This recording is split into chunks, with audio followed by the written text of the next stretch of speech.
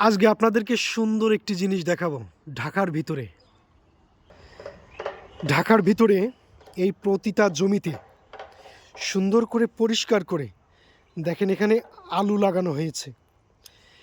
এত সুন্দর জায়গাটা। আর সবজি ক্ষেত দেখলে আসলে মনটা ভরে যায়, কারণ আমরা গ্রামের ছেলে তো। আর প্রতিটা জায়গার সাইড দিয়ে কিন্তু লাউয়ের টাল আছে। আমি আপনাদেরকে লাউগুলো দেখাবো।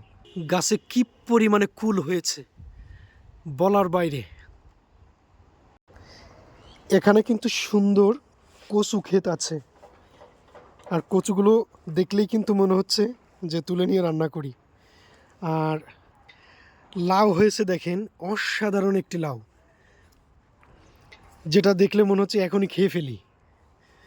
আর আরও অনেকগুলো লাউ ধরেছে টালে দেখেন, প্রচুর পরিমাণে। এখানে সবজি আসলে লাগাইতে পারলে প্রচুর পরিমাণে সবজি হয়, যেটা আসলে বলার বাইরে। দেখেন এখানে প্রতিটা জমিতে কিন্তু প্রত্যেকটা জিনিস চাষ করা হয়েছে।